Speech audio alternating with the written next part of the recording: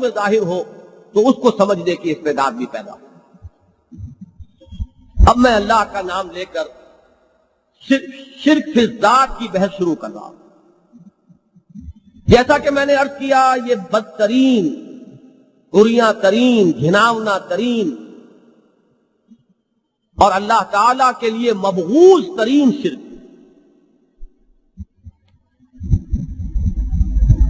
اس شرک کی دو صورتیں دنیا میں رائج رہی ہیں۔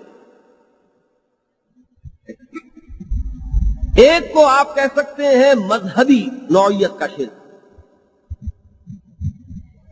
اور ایک کو آپ کہہ سکتے ہیں فلسفیانہ نوعیت کا شرک۔ بلکہ صحیح تر تعبیر یہ ہوگی کہ پہلا شرک وہ ہے جو ان قوموں میں پیدا ہوا کہ جو اپنے آپ کو رسولوں سے منسوب کرتی ہیں اور جو آسمانی ہدایت پر یقین رکھتی ہیں، اور دوسرا وہ ہے کہ جو ان قوموں میں پیدا ہوا کہ جن کے مذاہب کی اصل حقیقت فلسفیانہ ہے، کچھ حکماء اور فلاسفہ کے فکر اور ان کی سوچ پر ان کے مذہب کی بنیاد پائے۔ اب پہلی نوعیت کو لیجئے،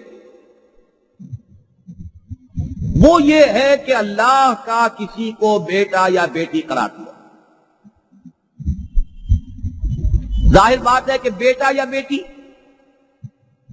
یہ تو ہم جنس ہم نوع ہوئے، مغل کا بیٹا مغل، سید کا بیٹا سید، انسان کا بیٹا انسان، گھوڑے کا بیٹا گھوڑا۔ معلوم ہوا کہ یہ بالکل برابری والا معاملہ ہے، نوع میں، جنس میں، مرتبے میں، ہر اعتبار سے کفر جو ہے وہ یہی وجہ ہے کہ اس نوع کے شرک پر اللہ تعالی کا غضب بہت بھڑکتا، اور یہ کس قدر قابل تعجب بات ہے۔ ستم ظریفی دیکھیے کہ اس نوع کے شرک میں مبتلا وہ ہوئے جو نبیوں اور رسولوں کے ماننے والے، جلیل القدر پیغمبروں کی طرف اپنے آپ کو منسوب کرنے والے، آسمانی ہدایت کا دم بھرنے والے، اللہ کی کتابوں کے ماننے والے۔ چنانچہ ایک طرف تو لیجئے کہ مشرکین عرب جو اپنے آپ کو منسوب کرتے تھے اس موحد اعظم حضرت ابراہیم علی نبینا علیہ الصلوۃ والسلام کی طرف، جن کا دعویٰ یہ تھا کہ ہم حنیفی ہیں، یعنی دین حنیف پر ہے، وہی دین حنیف جو دین کے حضرت ابراہیم کا تھا۔ ان کا حال یہ تھا کہ انہوں نے فرشتوں کو خدا کی بیٹیاں قرار دیا۔ حضرت عزیر علیہ السلام کو ابن اللہ کہا گیا، اللہ کا بیٹا مانا۔ تورات کو اگر آپ پڑھ جائیے تو معلوم ہوگا کہ شرک کی مذمت وہاں جس شدت کے ساتھ آئی، شرک کو تعبیر کیا گیا ہے زنا کے ساتھ، وہاں بار بار آپ کو یہ تمثیل ملے گی کہ جیسے کسی شخص کی بیوی جو ہے وہ زنا کی مرتکب ہو اور اپنے شوہر سے بے وفائی کرے، بالکل یہی طرز عمل ہے اس شخص کا جو اللہ تعالیٰ کے ساتھ بے وفائی کر رہا ہے اور شرک کر رہا ہے۔ جہاں حضرت موسیٰ علیہ السلام نے شرک کی سزا کے طور پر وہ ارتداد کا قتل جو یہاں ہمارے ہاں مابہ النزاع بنا ہوا ہے، ہزاروں اسرائیلیوں کو تحت کیا، لیکن اسی قوم میں یہ شرک پیدا ہوا کہ انہوں نے حضرت عزیر علیہ السلام کو خدا کا بیٹا کہا، اور یہ مرض اپنی انتہا کو پہنچا ہے، یہ گمراہی اپنے نقطۂ عروج کو پہنچی ہے۔ عیسائیوں کے ہاں جنہوں نے حضرت مسیح علیہ السلام کو خدا کا بیٹا قرار دیا، یہودیوں میں تو وہ ایک دور بھی تھا اور ان کے کچھ فرقے تھے جنہوں نے ایسا کیا، مسیحیت کل کی کل جو ہے وہ اسی عقیدے پر مبنی، اور انہوں نے تو غلو کیا ہے اس درجے کہ انہوں نے صراحت کی ہے کہ اللہ کا صلبی بیٹا، لفظ ولد استعمال ہے۔ یہاں یہ ذہن میں رکھیے کہ ابن کے لفظ میں دو احتمالات ہیں۔ ابن عربی زبان میں کسی تعلق اور نسبت کو بھی ظاہر کرتا ہے، ضرورت نہیں کہ وہ باپ اور بیٹے ہی کی نسبت ہو۔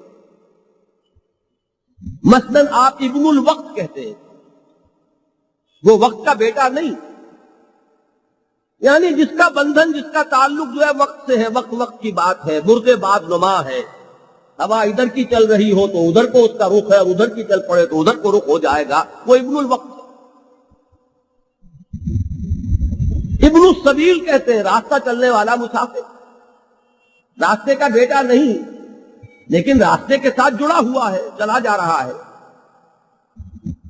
تو ابن کا لفظ جو ہے وہ ذو معنیین ہے، اس میں احتمال ہے، اور اسی معنی میں اصل میں حضرت مسیح علیہ السلام نے، جہاں تک اناجیل اربعہ کا تعلق ہے اس کا اگر ہم مطالعہ کریں تو معلوم ہوتا ہے کہ وہ اس معنی میں لفظ استعمال کرتے رہے بطور استعارہ، کہ جیسے ابھی میں نے بتایا کہ تورات میں آپ کو شرک کے لیے زنا کی تمثیل ملی، کہ جیسے بیوی جو ہے اپنے شوہر سے بے وفائی کرتی ہے زنا کا ارتکاب کر کے، اسی طرح ایک شخص اپنے رب سے بے وفائی کا مرتکب ہو رہا ہے شرک کر کے۔ اسی کے برعکس دیکھیے تو اس نسبت کو جو باپ اور بیٹے کے درمیان ہے کہ باپ پالتا ہے، پوستا ہے، پروان چڑھاتا ہے، پرورش کرتا ہے اپنے بیٹے کی، اسی معنی میں اللہ کو رب ہونے کی حیثیت سے آسمانی باپ اور انسانوں کو اس کے بیٹے قرار دیا۔ اس معنی میں حضرت مسیح اناجیل جو ہے موجودہ ان میں بھی آپ کو یہ نظر آئے گا کہ جہاں وہ میرا آسمانی باپ کہتے ہیں وہاں تمہارا آسمانی باپ بھی کہتے ہیں۔ یہ نہیں ہے کہ انہوں نے ایکسکلوسیولی اپنے ہی لیے لفظ استعمال کیا، بلکہ وہ تمام نوع انسانی کا آسمانی باپ استعارے کے طور پر آیا، لیکن یہ کہ انہوں نے آگے بڑھا کر اس عقیدے کو جہاں پہنچایا ہے وہ لفظ ولد ہے، ولد کے معنی اور کوئی نہیں۔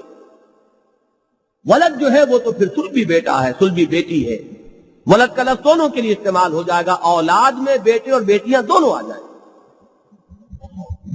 لیکن اس میں کوئی استعارے کا کوئی اور تعلق کا معاملہ نہیں ہے۔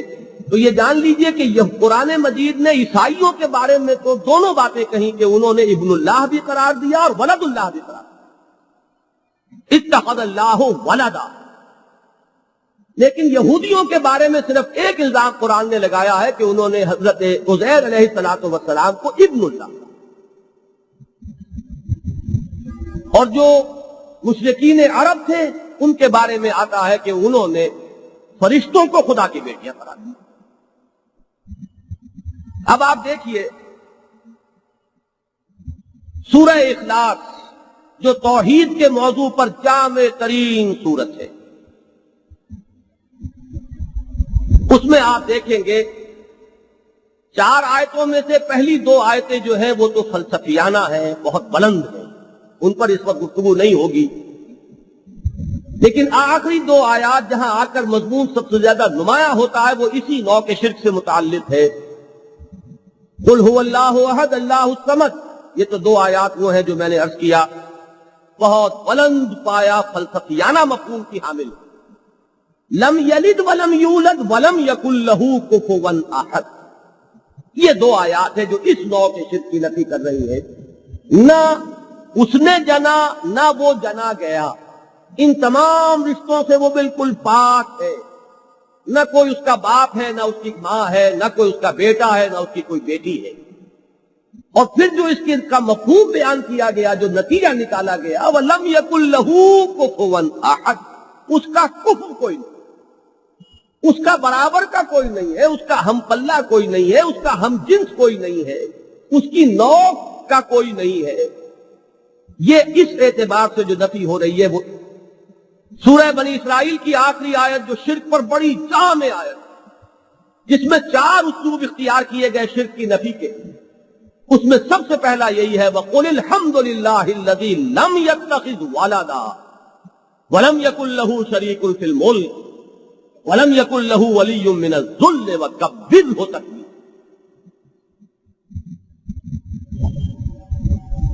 سورہ بنی اسرائیل کے فوراً بعد شروع ہوتی ہے سورہ کہف، دونوں یہ صورتیں جڑواں بھی ہیں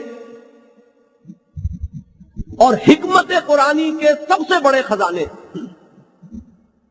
اور قرآن مجید کے بالکل وسط میں ہیں بھی بالکل برابر، ایک کی آیات 111 اور ایک کی 110، اس کے رکوع بھی 12 اور اس کے رکوع بھی 12۔ سورہ کہف کے پہلے رکوع میں ذکر ہو رہا ہے وَيُنذِرَ الَّذِينَ قَالُوا اتَّخَذَ اللَّهُ وَلَدًا، ما لهم به من علم ولا لآبائهم كبرت كلمة تخرج من أفواههم إن يقولون إلا كذب. یہ قرآن اس لیے نازل کیا اپنے بندے پر صلی اللہ علیہ وسلم کہ وہ تنبیہ کر دیں، متنبہ فرما دیں، وارن کر دیں ان کو جنہوں نے یہ کہا کہ اللہ نے کسی کو بیٹا بنایا. ان کے پاس اس ضمن میں کوئی علم نہیں ہے، وہ جو کچھ اپنی زبان سے نکال رہے ہیں وہ جھوٹ ہے. یہ جو انداز ہے اللہ کے غیظ اور غضب کا، یہ اپنے پورے نقطۂ عروج کو پہنچ جاتا ہے اگلی صورت میں، وہ سورہ مریم ہے.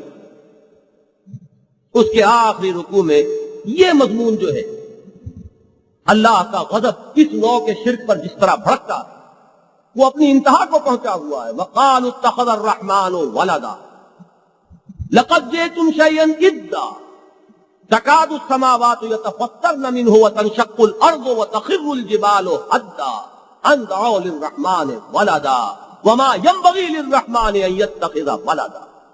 ذرا یہاں کا زور، ذرا سا بھی جو عبارت کے تیور کو پہچانتے ہو، لہجے کے فرق کو جانتے ہو، وہ سمجھ سکتے ہیں کہ یہاں اللہ کا غضب کس طرح بڑھتا. انہوں نے یہ کہا کہ رحمان نے کسی کو بیٹا بنایا ہے. تم ایک بڑی بھاری بات کر رہے ہو، تم بڑی جسارت کا معاملہ کر رہے ہو، بڑی ڈھٹائی کا معاملہ کر رہے ہو. یہ اس درجے کی جسارت اور ڈھٹائی ہے کہ آسمان پھٹ پڑنے کو ہے، زمین شق ہونے کو ہے، اور پہاڑ ایک دھماکے کے ساتھ گر پڑنے کو ہے کہ انہوں نے رحمان کے لیے بیٹا قرار دیا. حالانکہ رحمان کے تو یہ شایان شان ہی نہیں ہے کہ وہ کسی کو بیٹا بنائے.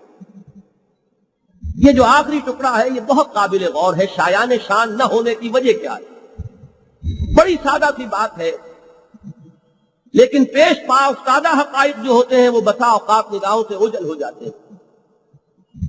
یہ اولاد کی ضرورت اصل میں ہوتی ہے اس لیے کہ کوئی ہستی خود فانی. اگر آپ کا بقا جو ہے وہ انشورڈ ہو، آپ کو رہنا ہی رہنا ہے ہمیشہ، آپ کسی اولاد کی ضرورت نہیں. یہ بقائے نو اور بقائے نسل کے لیے اولاد ہے. جو فانی ہے وہ یہ محسوس کرتا ہے کہ میری اولاد کی شکل میں میری ہستی کا ایک تسلسل برقرار رہے گا. اس لیے تو روتے ہیں وہ جن کے اولاد نہیں، خاص طور پر اولاد نرینہ نہیں، کہ ہمارا نام مٹ جائے گا. یہی تانا تو دیا گیا تھا محمد رسول اللہ صلی اللہ علیہ وسلم کو کہ ان کی کوئی اولاد نرینہ نہیں، ان کا نام ختم ہو جائے گا. یہ تو ابتر ہے، جس کے جواب میں وہ سورہ مبارکہ اتری، اِنَّا أَعْطَيْنَاكَ الْكَوْثَرَ فَصَلِّ لِرَبِّكَ وَانْحَرْ إِنَّ شَانِئَكَ هُوَ الْأَبْتَرُ. تو اللہ تعالیٰ تو خود دائم ہے، قائم ہے، باقی ہے، الحی القیوم.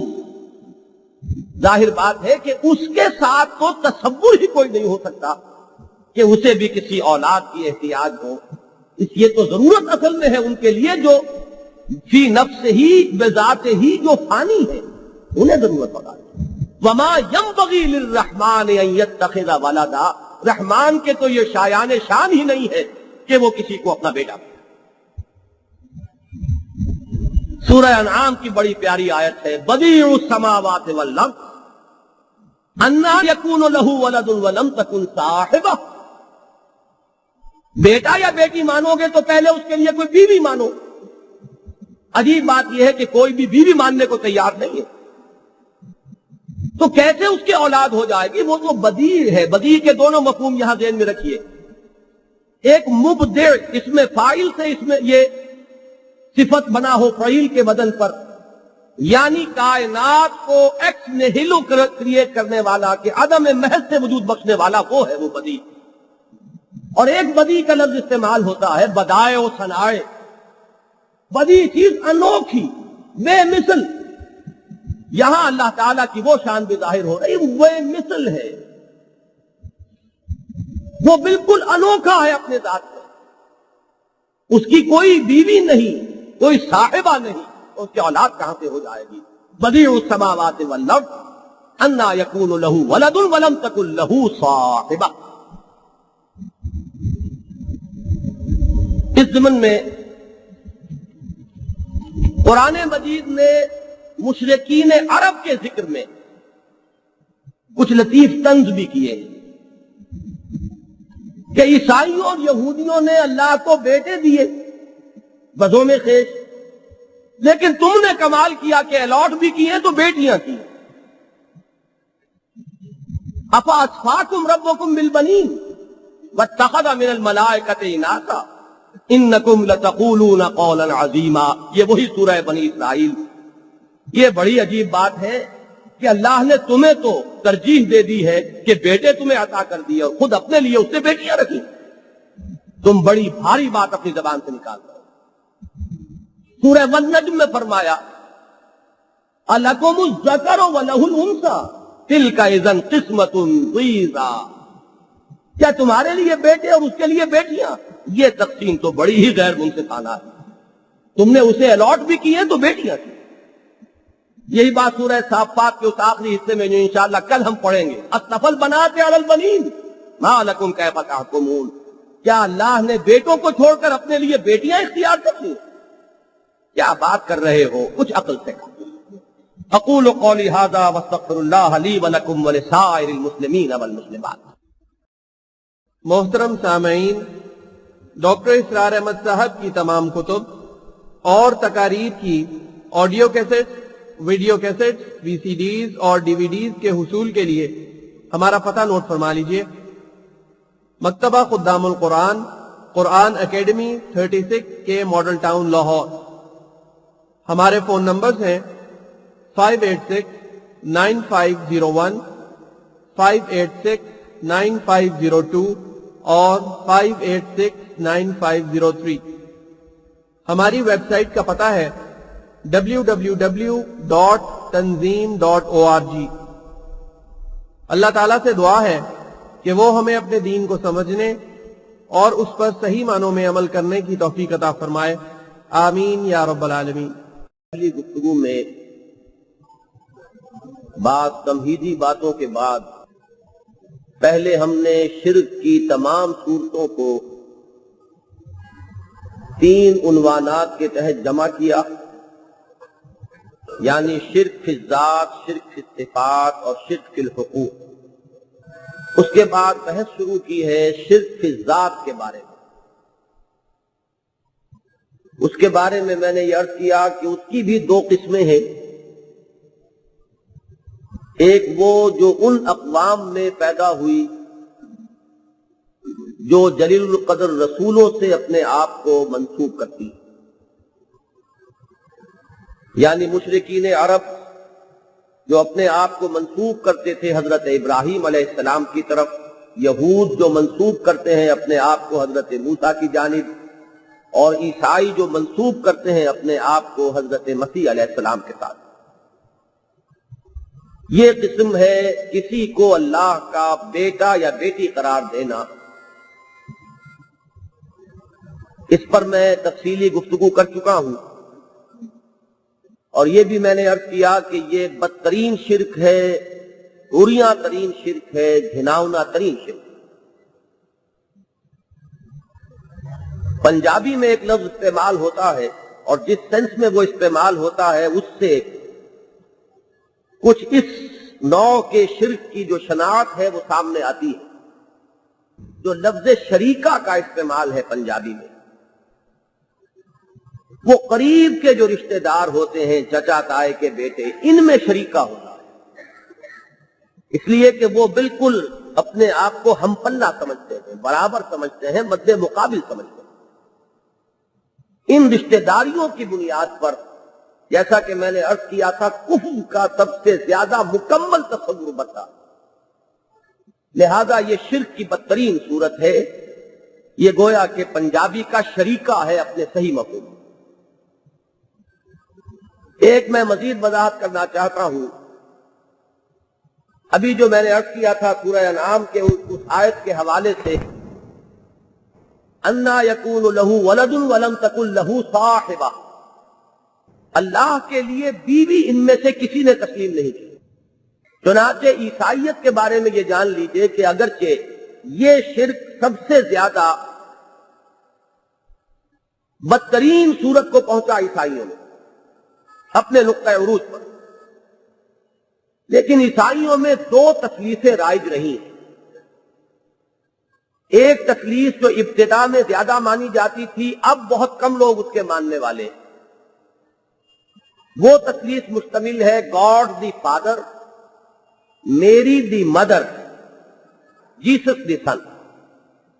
تو یہ جو ہے باپ، بیٹا اور ماں، یہ ماں کے رشتے سے الوہیت میں شریک ہیں، وہ خدا کے بیوی ہونے کی حیثیت سے نہیں۔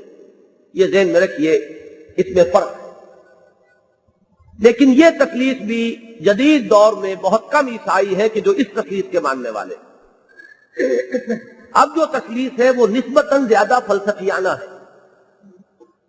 وہ God the Father, Jesus the Son and the Holy Ghost, روح القدس، خدا، باپ، بیٹا اور روح القدس، اس میں سے حضرت مریم کو نکال دیا گیا ہے۔